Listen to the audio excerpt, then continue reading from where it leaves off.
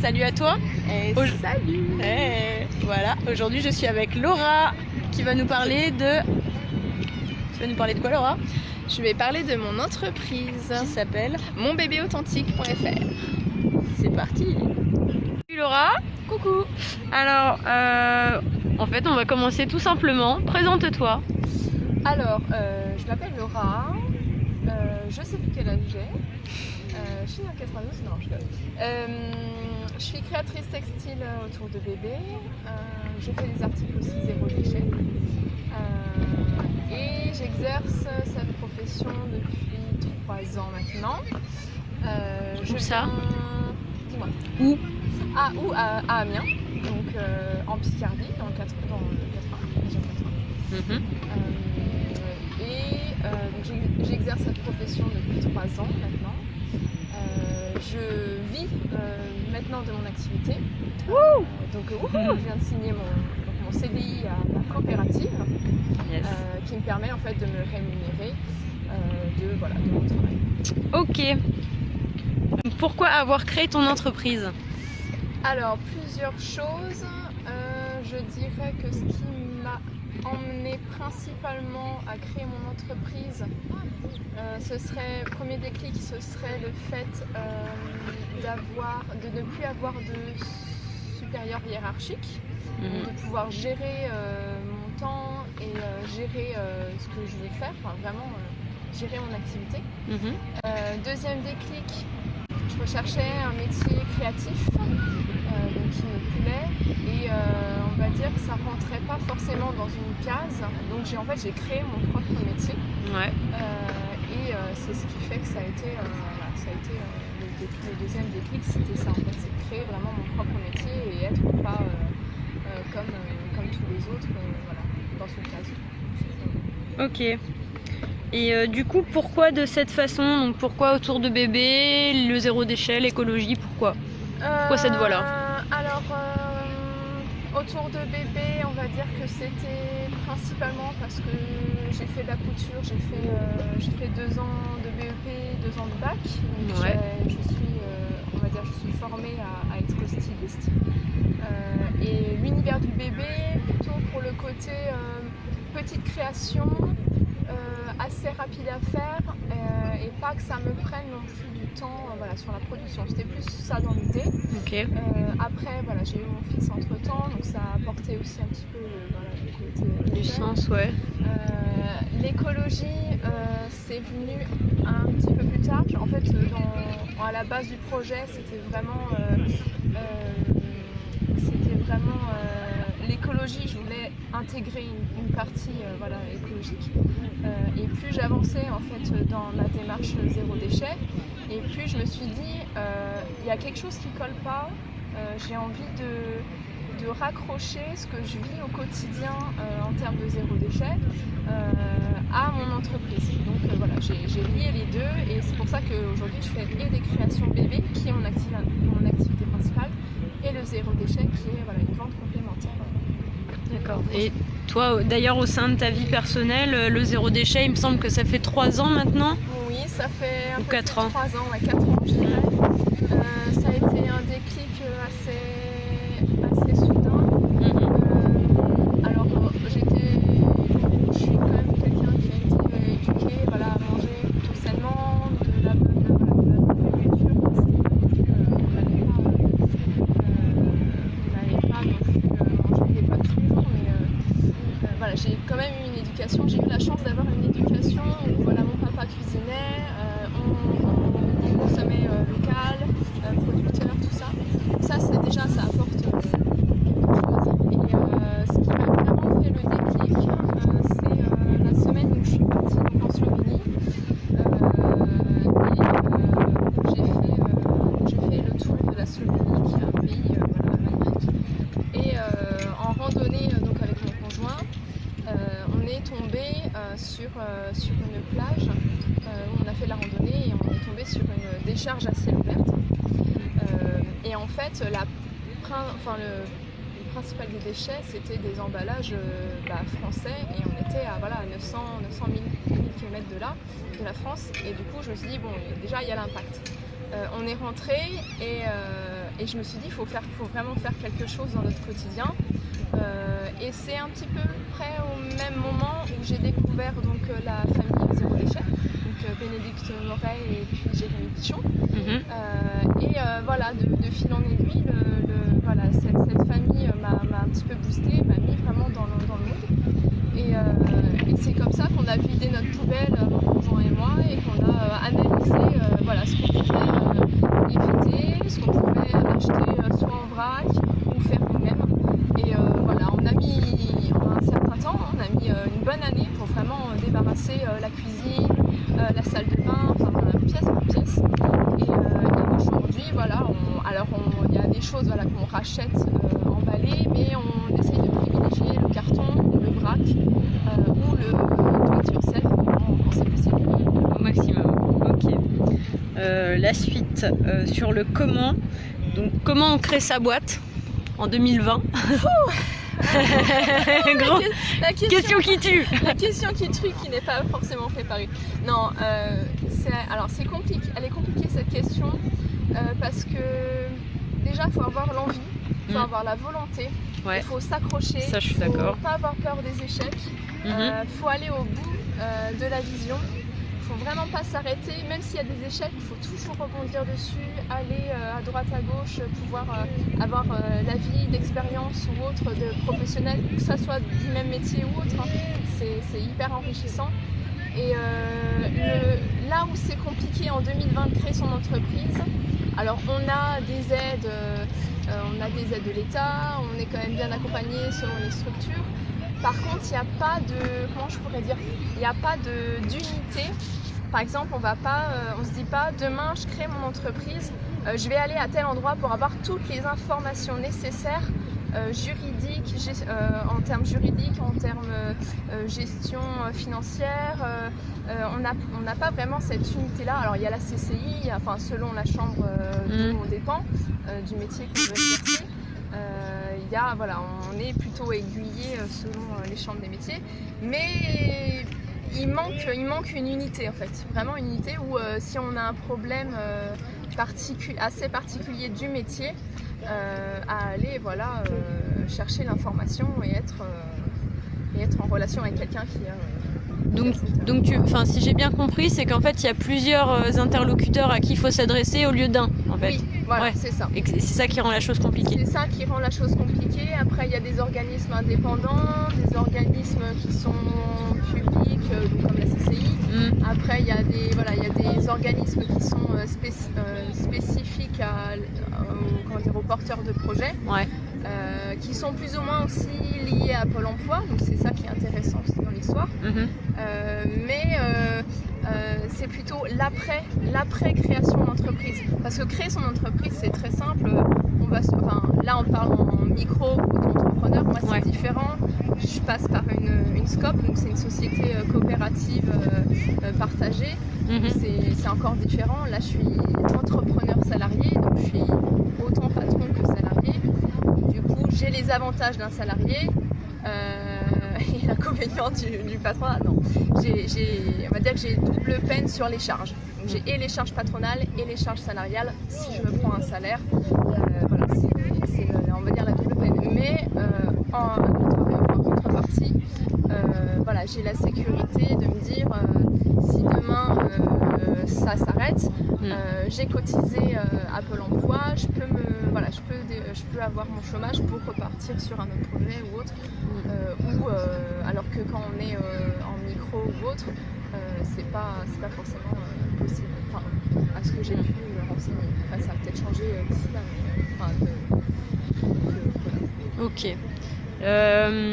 D'un point de vue d'une femme, quand tu crées ton entreprise, est-ce que c'est plus compliqué pour toi? Est-ce que tu as eu l'impression à un moment donné d'avoir des discriminations de par le fait d'être une femme ou pas? Ou est-ce que c'était plus dur? Ou est-ce que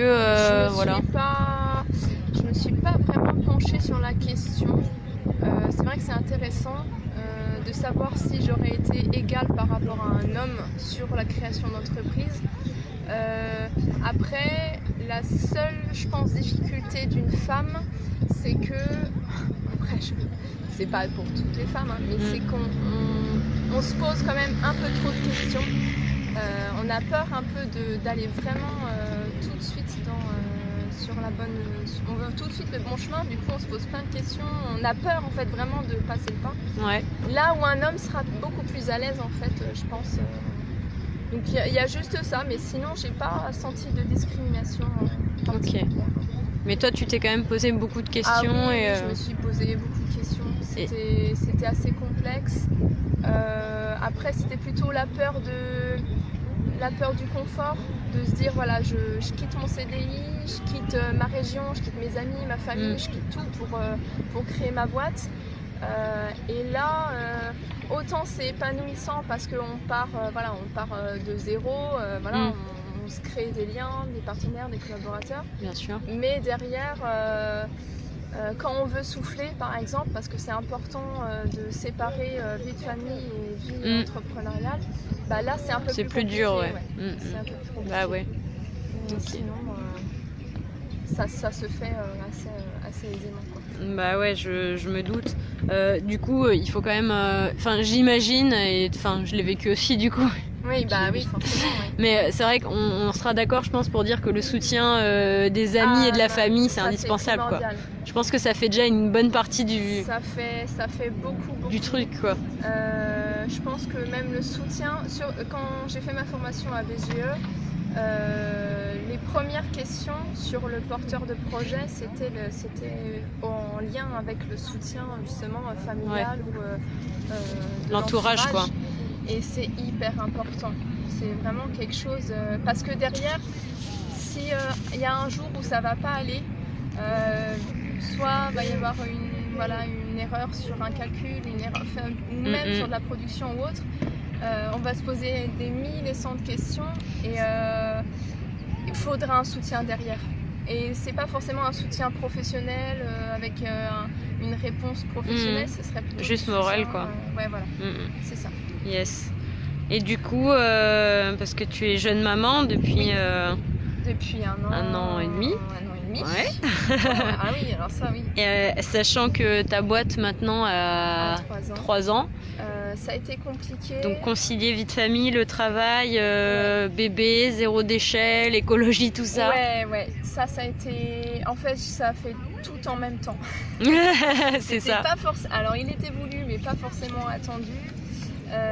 Donc du coup, ça a été très rapide. Et dans ma conception des choses, c'était première année tranquille. Deuxième année, on commence à faire... à vouloir notre enfant, et troisième année il naît, donc ça aurait été vraiment là, j'aurais, dans ma conception des choses, Alexandre aurait dû naître cette année là, mais voilà, il y a des choses qui font que pas forcément c'était la surprise, c'était un petit peu la surprise, mais voilà, après c'est vrai que du coup ça m'a un petit peu freiné pas dans la création, mais dans l'avancement de l'entreprise.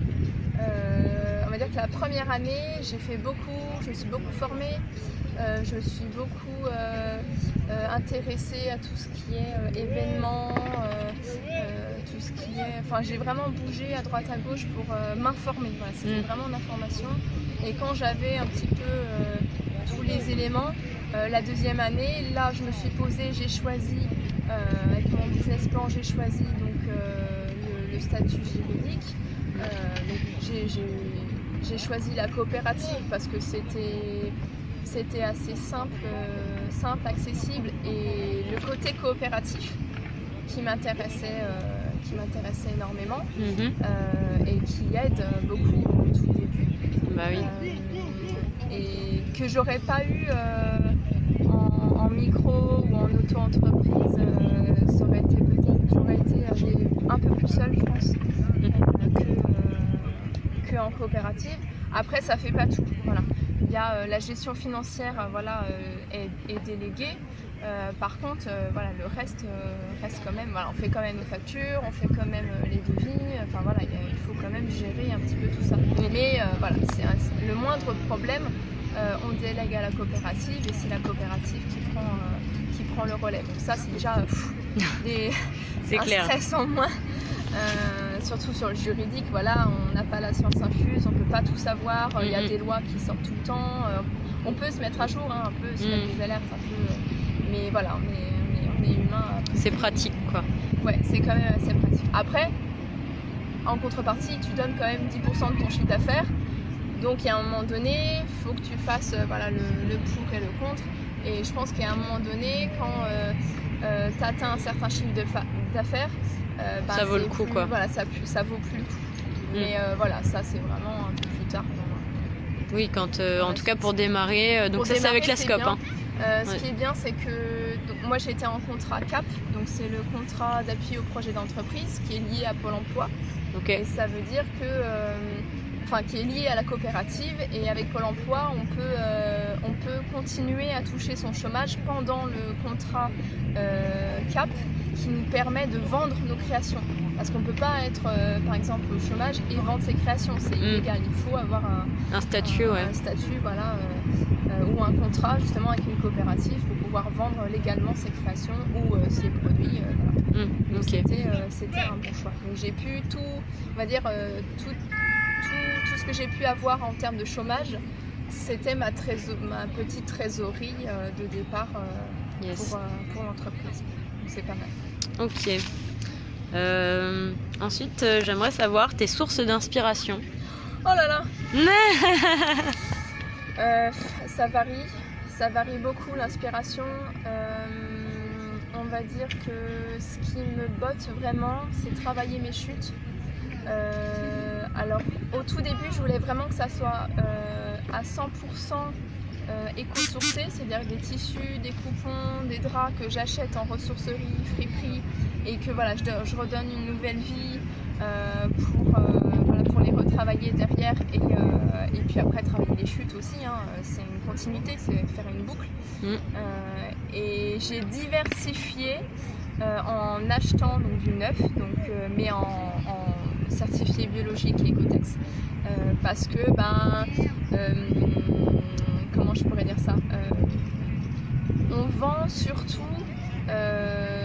des créations qui puissent plaire à des mamans, jeunes mamans ou grand-mères, et forcément il faut avoir du choix en couleur, il faut avoir du choix en motif, et c'est pas forcément le cas quand on achète en friperie ou en ressources, ou alors il faut vraiment avoir une pâte bien spécifique, et voilà, une pâte bien spécifique pour vraiment être complètement, comment dire,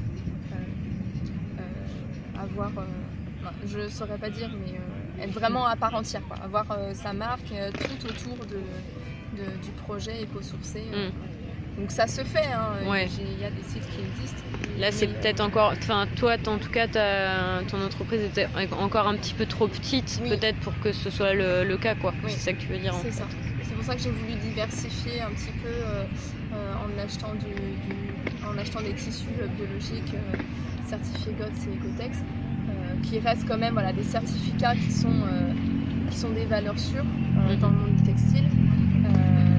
Et après, voilà, c'est le budget aussi. Hein. Par exemple, quand on achète des tissus certifiés GOTS, on sait que ça sera des créations qui ne sera pas à moins de 50 €, parce que déjà le mètre est à 20 €, donc on peut pas non plus ton temps de travail, voilà, tout ça. Il y a le temps de travail, il y a plein de choses, il y a les charges derrière, faut compter tout ça. Et puis la petite marge, parce qu'il ne faut pas oublier que c'est bien de se payer, mais si on se paye et qu'il n'y a pas de marge, en fait il n'y a pas de trésorerie qui rentre, donc on ne peut pas racheter du tissu, on ne peut pas voilà, racheter du matériel, voilà, c'est important de prendre une marge, et je parle pas d'une marge à 10%. Alors je dis pas qu'il faut avoir une super grande marge, mais quand tu es créateur, que tu fais de l'unique, quasiment de la création unique, tu peux pas faire une marge à 10% ou 20%. Tu es obligé de... dans la création, de toute façon, c'est minimum 50%. D'accord.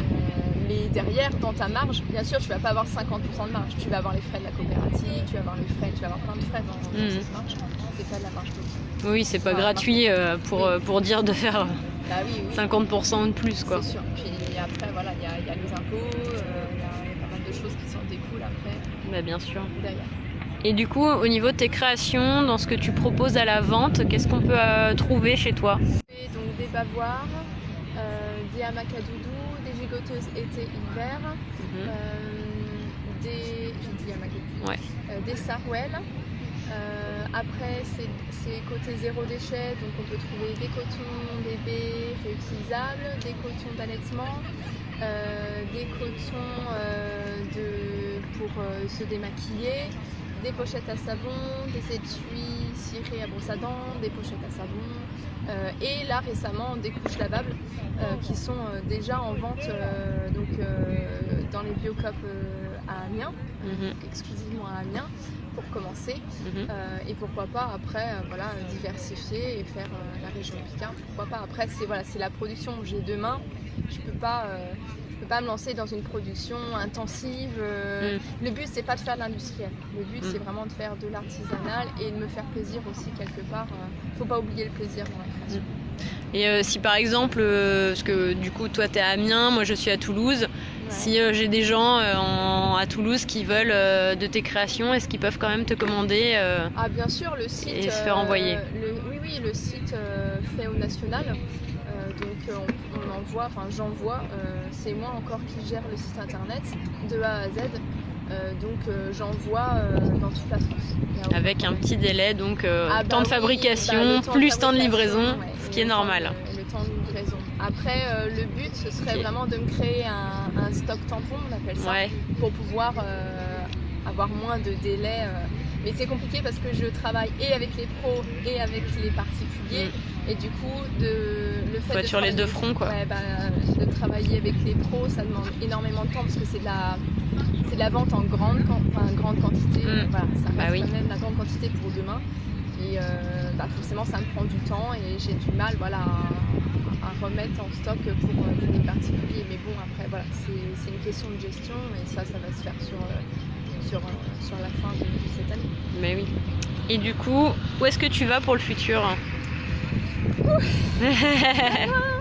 Le futur, j'aimerais énormément.